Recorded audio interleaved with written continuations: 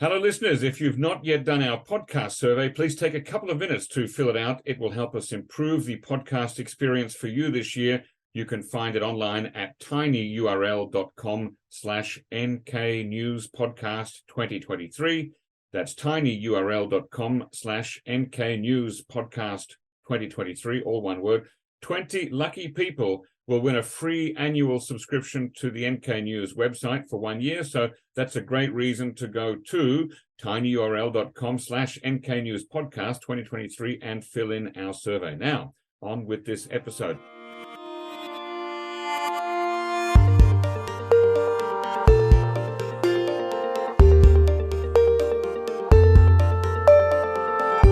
Hello, podcast listeners. I'm your host, Jacko Zwetsloot. Today, it is Monday, January 9th, 2023. I am joined via Zoom by three members of the NK News and NK Pro team to review some of the big news stories in and around North Korea in the last month.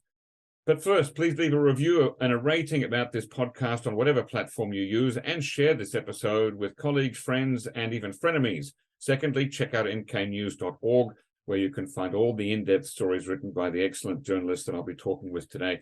Consider buying a subscription for a year. It's much more affordable than you think. In fact, if you sign up for the annual plan, it's less than $1 a day, and that helps to fund the wonderful work that my fantastic colleagues put out each and every day.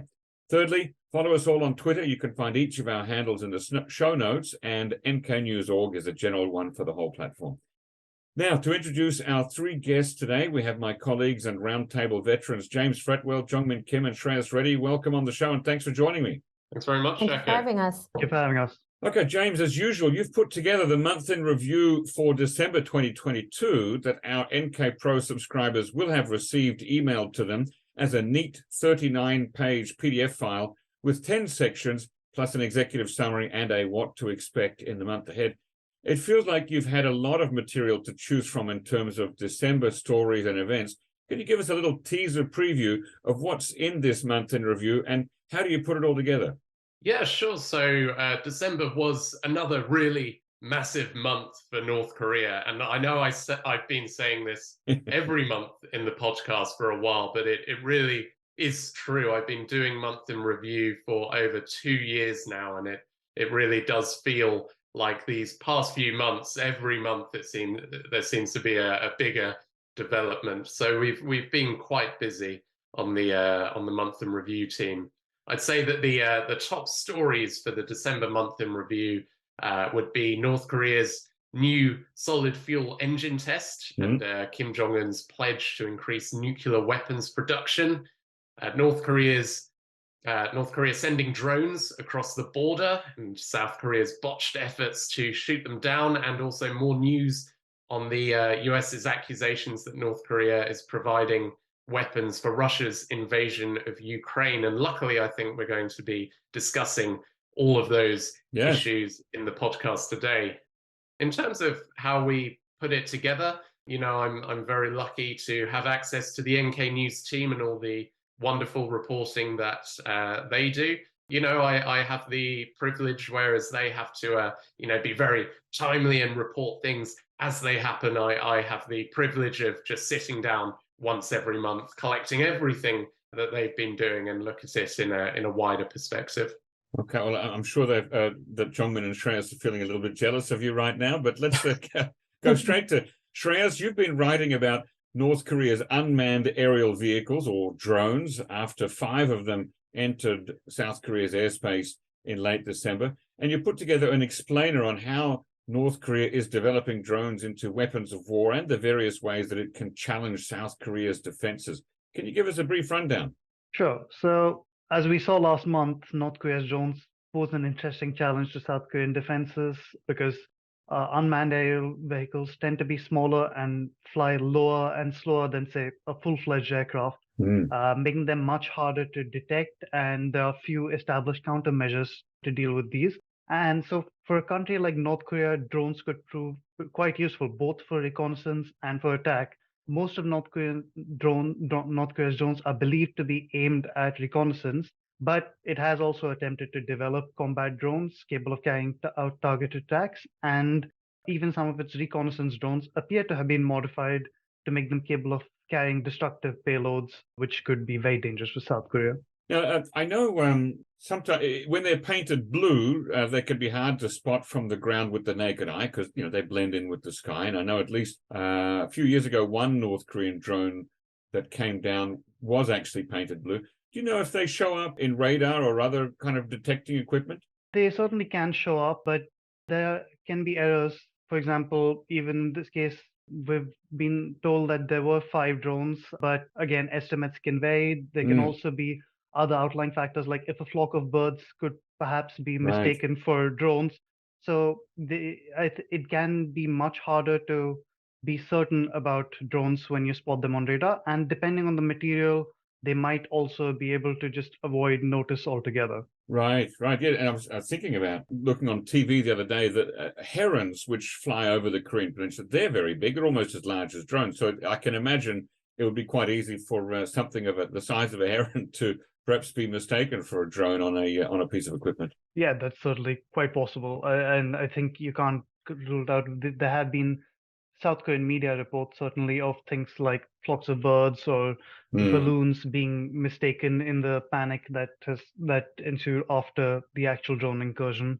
So I think it is certainly going to be a challenge for South Korea's defenses to even spot the drones, let alone encounter them. Now, the other challenge, of course, in the last batch that came out over the DMZ in December was that none of them were brought down or captured.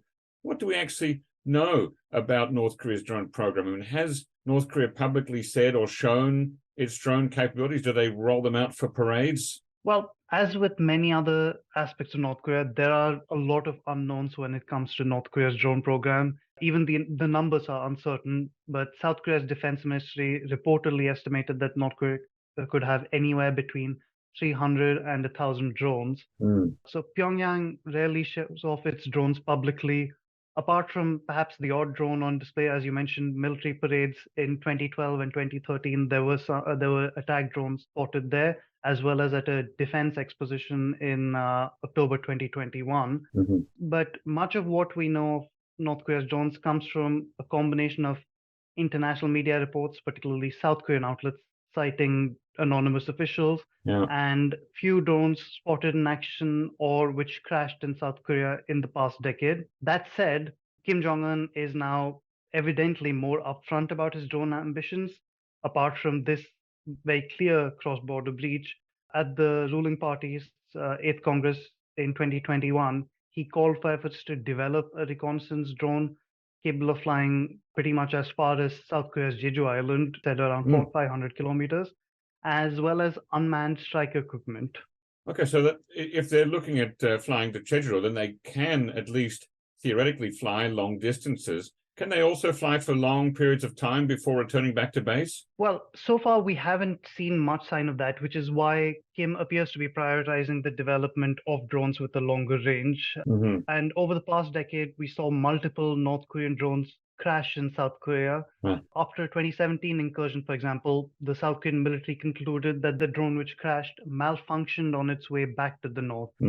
However, as December's incursion show, Pyongyang now has reason to be much more confident that its drones can make it down as far as Seoul and back, and could be capable of granting Kim's wish of a long-range reconnaissance drone with a little more work.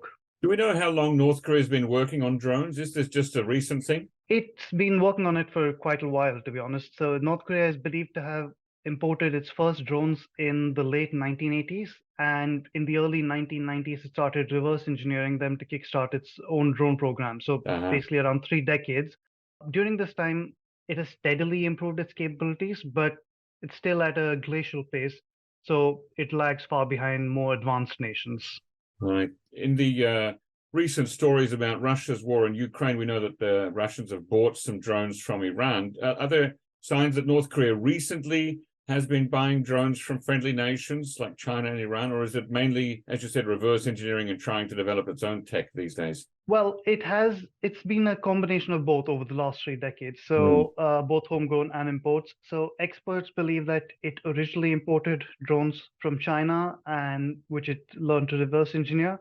and subsequently Russia and Syria in the 1990s. And many of the drones discovered in South Korea over the past decade also appear to be more recent Chinese imports or based on Chinese models. Yeah, like I said, based on the original Chinese imports, it started producing the locally developed Pyongyang series of reconnaissance drones in the 1990s. But at some point, it also started developing larger combat drone, the one which made its debut at the military parade in 2012, which is supposedly based on US-made Beechcraft Streaker Target UAV, which it reportedly imported from the Middle East. Gosh, wow, okay. But we haven't seen those in action yet, is that correct? No, we have not Just at so the far. parade, right? Could a drone fleet be a complement or even a replacement for North Korea's Air Force that is aging in terms of equipment and under-resourced in terms of fuel and actual flying practice time for pilots? Certainly. A UAV fleet has many advantages that would allow it to compensate for North Korea's aging Air Force. For one, drones are cheaper to produce. For another, they remove the risks to pilots and are also less training intensive, as you mentioned. They're also quite versatile, with the same drones often capable of both attack and reconnaissance functions, unlike more specialized aircraft. North Korea still finds itself unable to upgrade its Soviet-era Air Force, partly due to costs and partly due to sanctions. So Pyongyang would certainly be keen to invest in UAVs to find new ways of gaining an aerial advantage, particularly since, as we have seen, there are few established countermeasures that countries like South Korea could employ against such systems at the moment. And so North Korea can engage in less direct forms of warfare, even against more powerful militaries using these drone capabilities. Okay, let's move over to Jongmin now to talk about these countermeasures. How did South Korea try to bring down the drones in late December? So there were 5 drones, and 4 came in through the western front line, and 1 came in, it seems, straight from Pyongyang area into Seoul. So for the 4 ones that came through the western front line, South Korean military detected it through the radar and tried to shoot the 20-millimeter guns at them from the helicopter, but they failed. And also the one that flew into Seoul metropolitan area, South Korean military could not shoot it down and couldn't even fire at it because once they spotted them in the radar, which was a very brief moment, it sounded like, it was already in the residential area, so they were concerned about civilian damages, so they couldn't shoot at it, and that one that reached Seoul went back to Pyongyang. Right, okay, so yeah, because if you shoot up into the air, that bullet's got to come down somewhere, right? Right. A senior presidential official in a background briefing said that once it was very difficult to detect them in the first place, but when they were in the radar, they figured out, oh, it's above an apartment complex, so they decided not to shoot. And I understand that one South Korean aircraft reportedly crashed in Gangwon province after taking off. Was this an accident or had it been struck or shot down by a drone? It sounds like it was an accident. It was KA-1 aircraft, and 2 pilots had to do an emergency. They had to get out of the aircraft. It seems like it was right after it scrambled. So it sounds like it was accident, but the investigation is still going on. Gee, that's a bit of embarrassing mess up there. What has President Yoon ordered the South Korean military to develop to try to counteract these drones? So this is an interesting part.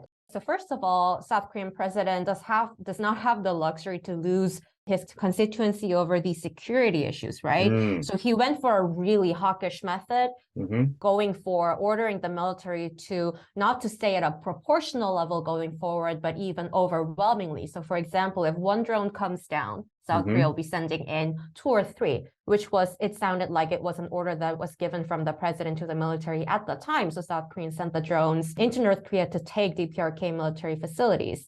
But for now, it sounds like there are 2 things. One is increasing the level of and frequency of the drills related to a drone response system.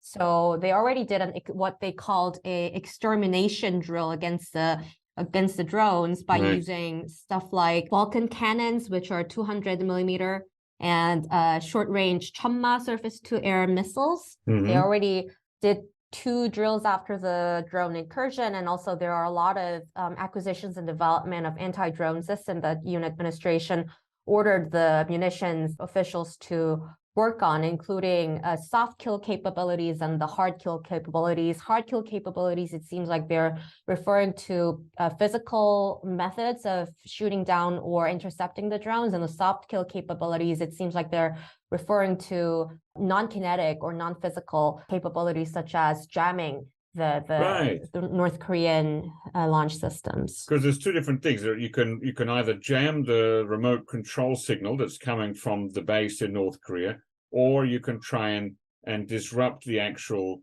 stuff that's inside the drone, disrupt the motor or disrupt the guidance system so that it goes off course or comes down.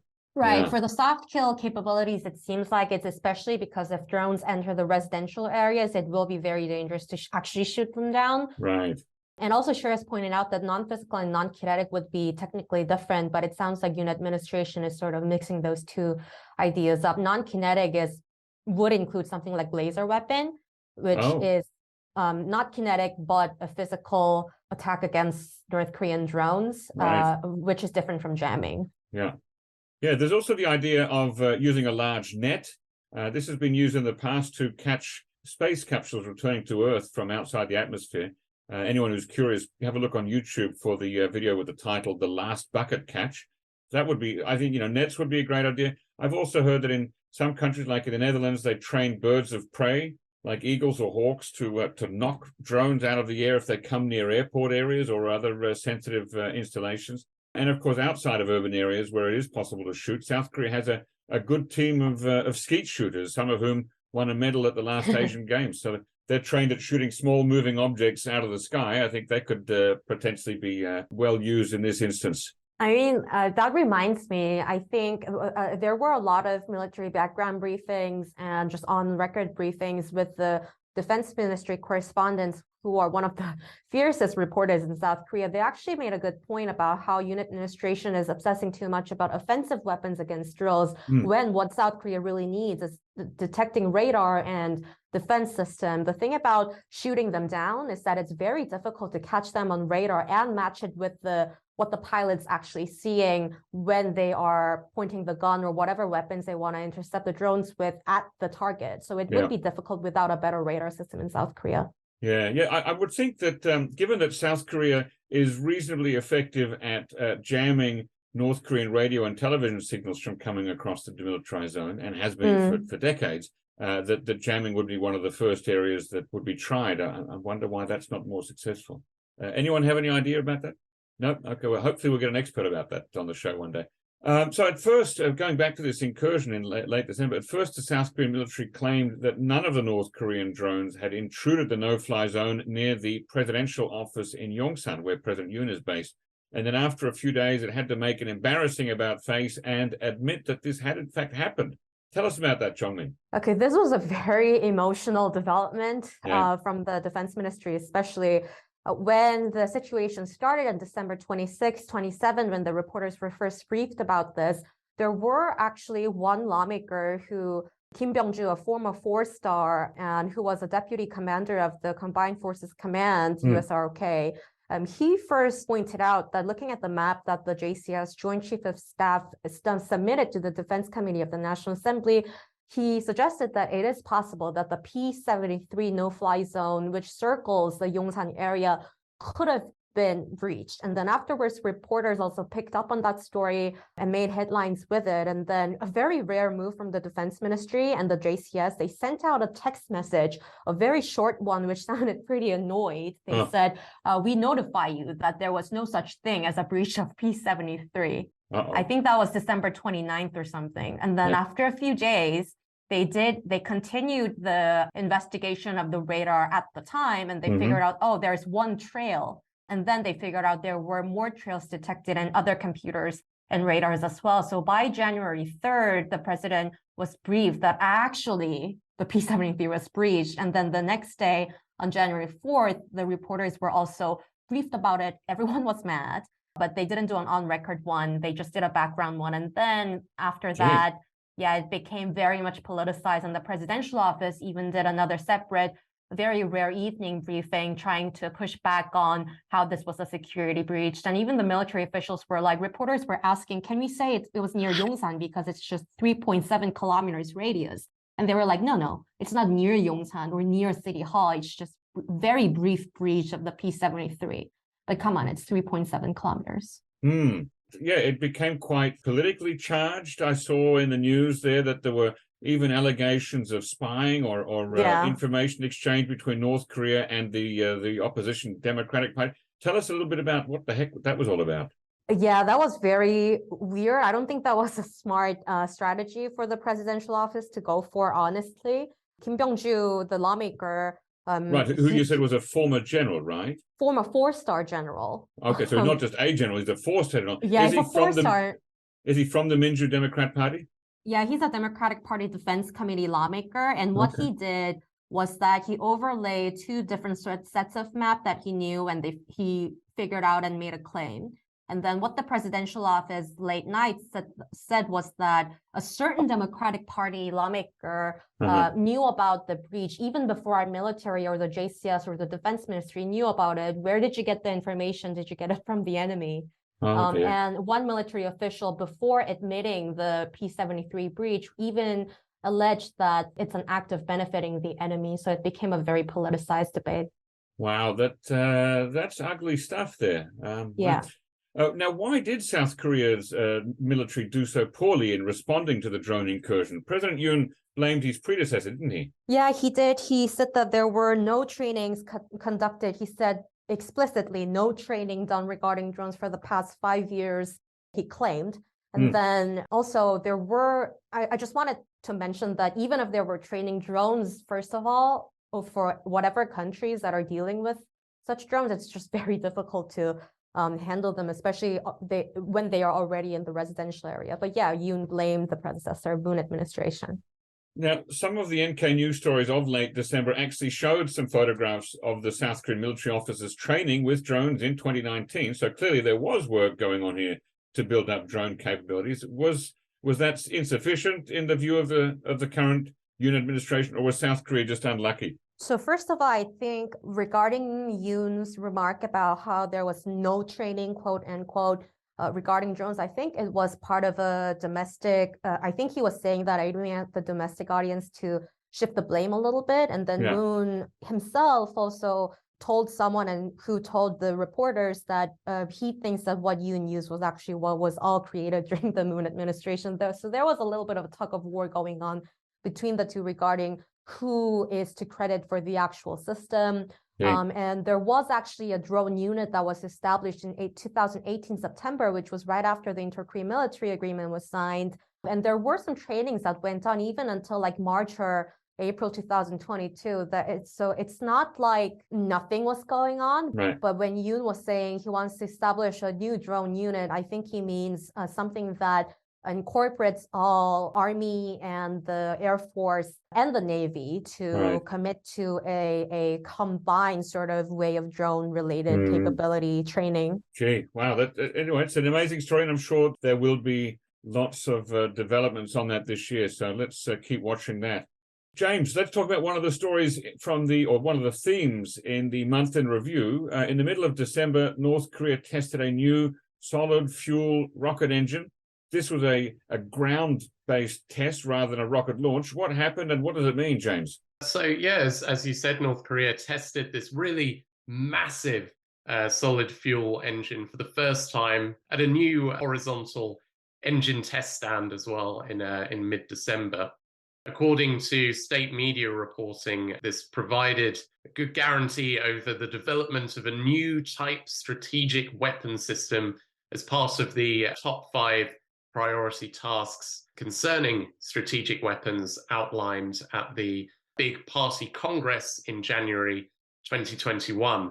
Now, this party congress that they're referring to was a really huge event where Kim Jong-un detailed his longer-term plans for the country's missile development over the upcoming years. And in that speech, he referred to the development of solid fuel engine-propelled intercontinental, underwater, and ground ballistic rockets. So the engine That's test a lot of bullet in points December. There. Yeah, the engine test in December is likely linked to these plans for a solid fuel ICBM.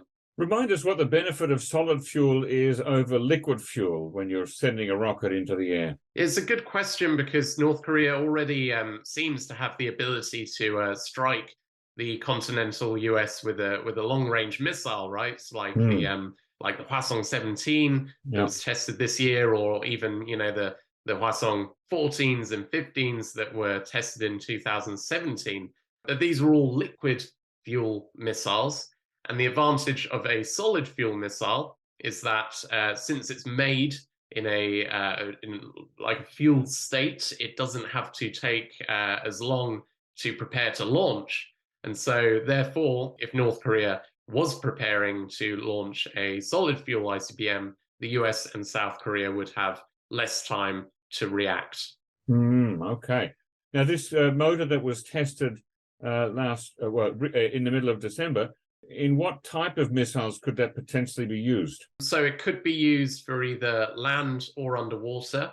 It's not clear exactly which particular missile it will be used for, since all of the solid fuel Pukuksong series of missiles that North Korea has tested so far seem to be too small. And this was a really, really big engine. And there are also a number of difficulties with using engines this big. It's not just as simple as making a bigger version of the smaller solid fuel missile that you've already tested. North Korea is going to have to ensure that the motor's casing is strong enough to withstand the tremendous amount of pressure without being too heavy as well. Now, Kim Jong-un, the leader, was there on hand to give on-the-spot guidance on the day of the rocket motor test, wasn't he? He was indeed. Kim Jong-un doesn't attend all weapons tests or all weapons-related tests, or at least state media doesn't report on them. Perhaps this is, kind of an attempt to make them feel more routine, right? I mean, when South Korea or the US do something involving the military, it doesn't mean that Joe Biden's going to show up necessarily, right? It's just something that the US military does, because it's a normal military, and so is North Korea's. That might be what state media is going for. But Kim does show up for the big tests, and I think that's to really stress North Korea's achievement, what it's trying to promote to both the domestic and the international audience, while also, acting as some kind of morale booster, I suppose, for all the weapons developers that he meets and greets during these visits. Did he bring his daughter to work that day? He didn't bring his daughter to work that day, no. But Jue, his child daughter, who was first revealed to the world at a long-range missile launch in November, did show up at another weapons-related event later in December. Right, yes. Now, on a related note, North Korea had its 6-day party plenum starting on December 26th.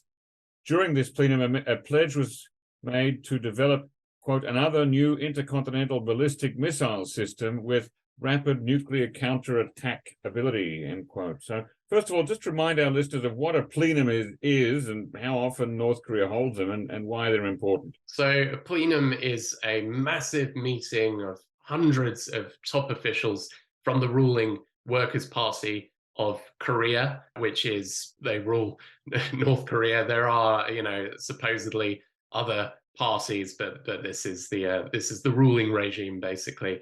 And at the plenums, Kim Jong-un will detail key policy initiatives and make some changes in the top leadership as well. So North Korea doesn't just hold these meetings at the end of the year, it also holds them during the year as well. But the ones at the end of the year do tend to be the ones that really grab the headlines, and that's because while Kim Jong-un, at the beginning of his rule, he revived his grandfather's tradition of delivering a New Year's speech that would detail North Korea's plans for the year ahead. He now seems to have replaced this big New Year's speech with a big speech at one of these party gatherings instead.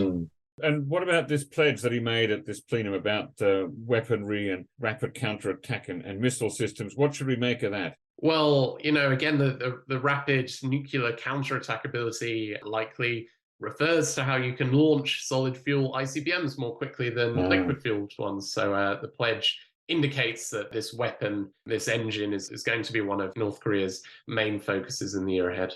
Now, Kim Jong-un also said that he will exponentially increase nuclear weapons production in 2023. Is that realistic? Exponentially increase? I think it is. North Korea's economy, has been suffering since it's closed its borders in response to COVID-19. So that, has prompted a lot of people to ask, how on earth is North Korea paying for all these missiles? Because it launched more missiles than ever before in 2022. And that is the question, I suppose. It's not just a good question, it's the question. No one quite knows exactly for sure. But the main thing to note is that North Korea obviously prioritizes its weapons program above all else. So, if they start to run low on resources, it's not going to be the military and the missile developers that suffer, but other sectors of the country and ordinary people. Yes. Now, there was a photograph of Kim Jong-un and his daughter inspecting at least 26 unassembled Hwasong-12 intermediate-range ballistic missiles. This is, as you alluded to it just a moment ago, a sign that North Korea really is committing a lot of resources to building these missiles rather than other areas of its economy, isn't it? Absolutely. It's that photo is the largest number of intermediate-range ballistic missiles that North Korea has shown in one place, even more than at military parades. And these weapons in particular, the Hwasong-12s, they put the US territory of Guam within range, which is a very important location militarily for the US, of course. Now, that going back to the rocket that was the motor that was tested in the middle of December, could that motor be used on the Hwasong-12, or is the size wrong? The Hwasong-12 is a liquid fuel, so that's part of the liquid fuel. So it's only good for liquid fuel. Okay, all right. Does this all suggest that 2023 is to be a year of aggressive confrontation by North Korea against South Korea, Japan, and the United States, James? Yeah, definitely. There are no signs that talks are around the corner. I suppose some people, maybe they were waiting for Kim Jong-un's end-of-year speech. He'd say something like he did in 2018, that he was going to attend the Pyongyang Olympics and turn things around from fire and fury to peace and love on the peninsula. Hugs and hamburgers. Yes, but there's no signs that that's happening. Of course, North Korea is full of surprises, so you never know, but there are no signs of this happening. On the other side of things, though, North Korea is going to keep getting stronger and stronger, yes, but the Yoon Suk-yeol administration in South Korea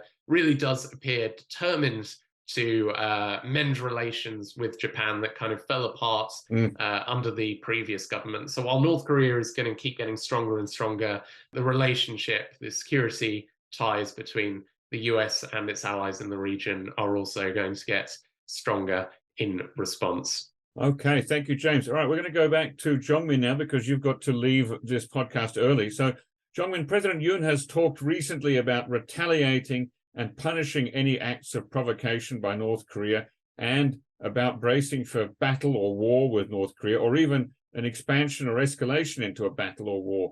Now, these kinds of wordings sound like they come from the era of around 2010 when Lee Myung-bak was president. Why are we hearing them again now, and why are they controversial? So first of all, it's controversial because he is even stepping one step further than what Lee Myung-bak did at the time. There were a big controversy when the Yeonpyeong and Cheonan incidents happened. There were a lot of controversy whether or not to allow the military to expand or escalate into an actual active battle or war 확전. And that word came into being again under Yoon, but it's more like Yoon he doesn't shy away from asking and ordering military officials to brace for an actual battle, which can be counted as, this is problematic because if he says this will come down as a guideline to lower level military officials and actual soldiers. And that inter-Korean accidental conflicts, it just happens in the heat of the moment. And when there are guidelines to brace for an actual active battle, it's likely that they will head towards that direction. So that's why it's becoming more and more controversial that he's ordering that publicly. And he does have a lot of advisors and people working for him who did work in the Lee Myung-bak administration. Exactly. So is he just sort of getting some notes from Lee Myung-bak's playbook in a way?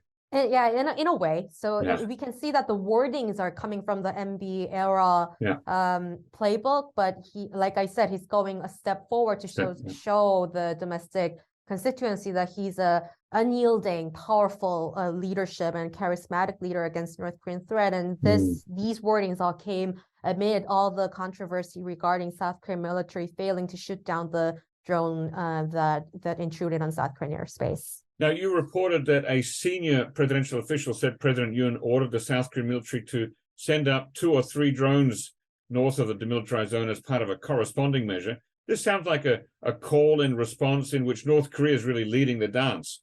And retired Lieutenant General and repeated guest on the NK News podcast, John N-Bom, former commander of the ROK Special Warfare Command, said to you that an eye for an eye, tooth for a tooth is a dangerous policy. What are the risks here? Well, like General Chen pointed out, first of all, it risks South Korea also breaching the armistice and the agreements on its own right. And although sometimes self-defense is something that is guaranteed for South Koreans to choose its own path, barring General Chen's words, it risks South Korea losing the moral high ground when it comes to breaching and suspending effects and scrapping the agreements that they made with North Korea. And also, when it comes to corresponding measure and proportionality, the principle of proportionality, it sounds like they're going further than just that. And when we looked at the actual wordings that Yoon used, reportedly, he said something like, 우리도 2개, 3개 더 보내, which is they sent 1, send 2 or 3 more. It sounds like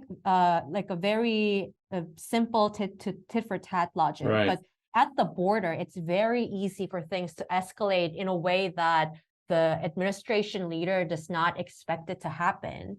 So this risks a lot of things.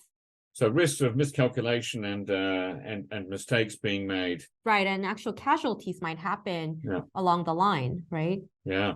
What are other ways that South Korea could respond to drone incursions and missile launches and other bad behavior by North Korea that don't necessarily lead to this tit-for-tat response? Well, this is a difficult question, right? During the previous administration, the criticism against the Moon administration was that South Korea is pulling back the punches against North Korea. I think just staying at the level of proportionality at least would be helpful, because South Korea wouldn't be risking losing the moral high ground, and it would be something easily justifiable by the defense ministry. But something like, for example, during one of the missile launches last year, there was a time when North Korea launched 8 missiles and US South Korean forces also launched 8 missiles. Yeah. When they are doing that, if they choose to do that, I think what's necessary at least is to explain why it's needed to show that we have similar level of capabilities that we are able to respond to. Or what South Korean military could either do is, rather than responding in a hot-headed sort of rhetoric, they could just repeat a very well-practiced press guidelines where they say North Korea something is against UN Security Council's resolutions. This is provocation that threatens the peace on the peninsula, so on and so forth. I know it's lame, it's not good for headlines, but it's much better for risk management while increasing the level of training behind the door so that the military is actually ready to respond if and when such occasion occurs where South Korean military has to go there and respond to. What about going back to what President Park Geun-hye did of putting up the loudspeakers and sending propaganda over the demilitarized zone? Well, there has been increased noise about that in the past week, especially after South Korean president ordered the military and the defense officials, security officials, to review the idea of suspending the 2018 comprehensive military agreement. That in and of itself cannot allow loudspeakers to resume. We have to amend a little bit of our Inter-Korean Cooperation Act in the legal system, and also some part in other declarations that were made during the 2018, but they were not passed by the National Assembly anyway, so it would be president's decision whether or not to do that. It's been known that North Korea really hates it, and it might work as a psyop, but then it seems like the administration is treading very, very carefully when it comes to that, because reporters asked the presidential office multiple times whether or not they are trying to resume that, but they always ditch the question. Oh, interesting. Well, what is South Korea's so-called three-axis defense system? Right, it's a three-axis. It's one is kill chain, the first one, which is to when South Korea sees a sign of imminent attack against South Korea, they will either aim for the military base or the leadership, which probably mean Pyongyang, to prevent it altogether from missile to be launched towards South Korea. And then if that fails, if the missile already flew, there would be Korea Air and Missile Defense System, which is KAMD, which will be trying to intercept the projectile that has already flown, which would be very difficult under South Korea's current air and defense capabilities. Hence, South Korea aiming for something like Iron Dome or LSAM, longer range surface to air missile system. And finally, Korea Massive Punishment and Retaliation, KMPR, is the last phase where if and when North Korea actually succeeds in an attack against South Korean territory, South Korea will show that we're capable of a second strike, showing an actual attack against North Korean territory as a punishment. And these all come together when South Korea is testing weapon systems to show that we actually do have the capability for retaliation. But in recent weeks, it was problematic, but because President Yoon has been mixing wordings from these all three, and when he was talking about kill chain, preemptive strike, which is something that he just repeatedly said since even when he was still a presidential candidate, he was using it in a mix with punishing and retaliating to any North Korean provocations without fearing North Korea's nuclear weapons. But these mix of messages from the different parts of the axis system, I think it gives North Korea very mixed, very confusing signals. It sounds like President Yoon hasn't read the briefing papers clearly. Maybe he wants to prioritize the punishment and retaliation part a little more. Well, let's hope we don't have to see any of those things actually in action this year or any year in the future. Thank you very much, Jongmin. I know you've got to go early, so we'll let you sign off for now. Thanks for coming on the podcast, Jongmin. Thank you, Jacko. For our listeners, about the situation that can go really, really long when things escalate, such as South Korea doing a preemptive strike against North Korea. We did a prediction piece for 2023, including a lot of black swan events that we really hope wouldn't happen, but may happen with a remote possibility. So check it out. Oh, can you give us the title of that? Oh, you can just check predictions in prediction, 2023 prediction. Okay, at nknews.org. Thanks very much, Jongmin. Thank you. Okay, Shreyas, let's turn to Russia's invasion of and war against Ukraine, and in particular, the Wagner Group, a private paramilitary organization reported to have close ties to the Kremlin. We've heard a few times now that Washington, D.C. suspects North Korea is selling weaponry and ammunition to Russia. Why would Moscow try to get hardware from North Korea through the Wagner Group rather than official state channels? What's to be gained by doing it this way? Well, there was certainly a bit of surprise among North Korea watchers in particular when the US claimed that Pyongyang was selling arms to Russia's Wagner Group for the Ukraine war, particularly given the private military contractor's formidable reputation as Moscow's agent in wars in Ukraine, Africa, and elsewhere. But there are a lot of advantages for Russia to go through Wagner, which is in reality more an informal network than an actual legal company. And so it offers the Kremlin plausible deniability. Experts, although I got to interrupt there, it does seem less and less plausible over time, doesn't it? I mean, well, you certainly, but they've been able to get around it in the past. And one of the other advantages Wagner offers, according to experts, is that it has a history of pulling off shady deals, which would certainly come in very handy when it comes to that plausible deniability and when trying to source weapons from North Korea, given that both Wagner and Pyongyang are subject to international sanctions. Given the group's extensive activities, some have asked why it would even need North Korean munitions, which aren't all that advanced, to be honest. But experts point out that when one digs a little deeper, Wagner is itself equipped with outdated weapons, often Soviet-era munitions or something a generation before the Russian army's equipment. And North Korea's ability to produce those kinds of munitions in large quantities makes it the ideal supplier for a group like Wagner. Is there already publicly available evidence yet about what North Korea has sold to Wagner Group or indeed anybody in Russia? Well, Washington has been claiming since September that North Korea is selling munitions to Russia and now Wagner Group for the Ukraine war, but so far it has not really released any evidence publicly regarding these allegations. Experts monitoring weapons being used in the war say that they have yet to see North Korean arms in use in Ukraine, casting doubt on these claims, but have also suggested that North Korea does have a lot to offer on this front if it comes to it. But US officials did say in December, when they made these Wagner claims, that Washington will share information on the Wagner shipments with the UN Security Council's Sanction Implementation Committee in future meetings. So perhaps we may learn more soon. Well, what kind of stuff is it suspected of selling? Is this guns and bullets, or rocket-propelled grenade launchers, or bazookas, missiles?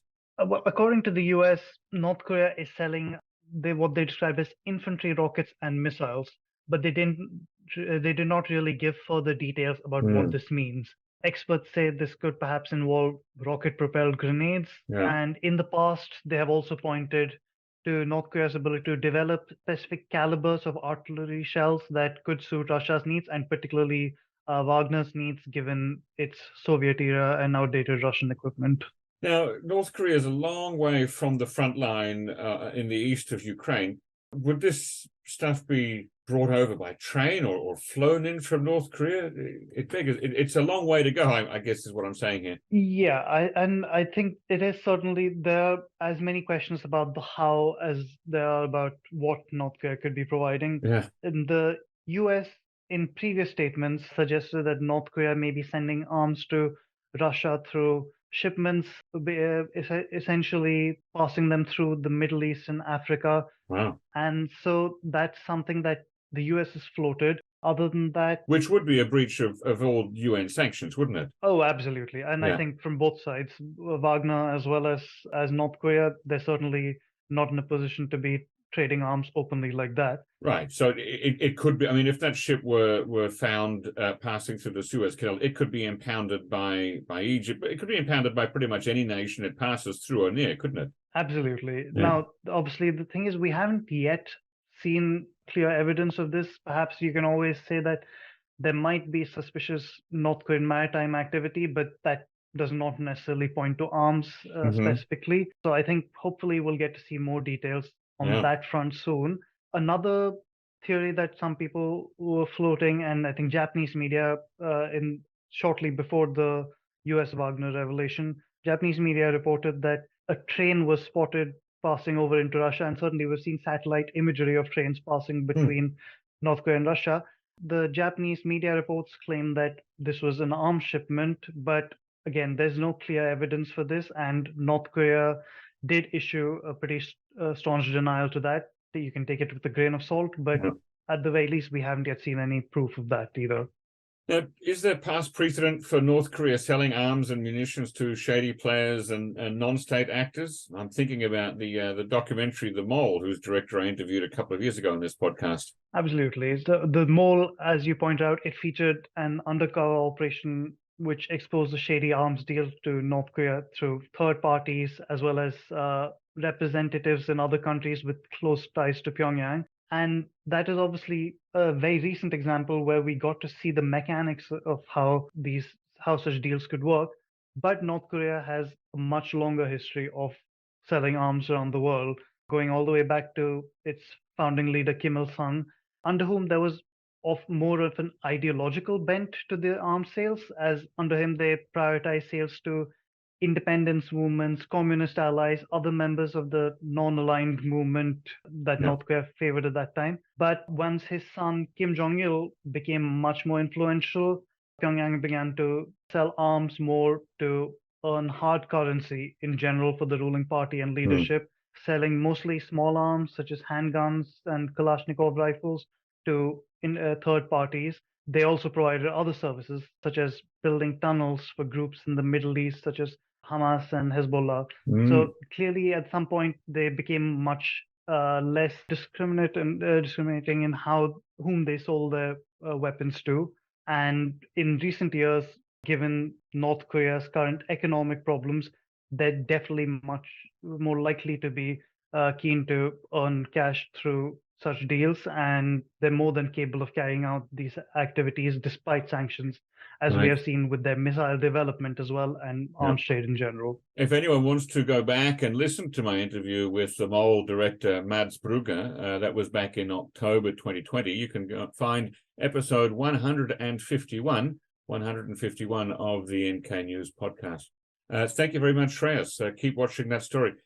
James, returning to you, North Korea has long wanted to have an eye in the sky over South Korea, and it may be one step closer to getting that wish with a mid-December test of a rocket that could launch a reconnaissance satellite. Tell us more.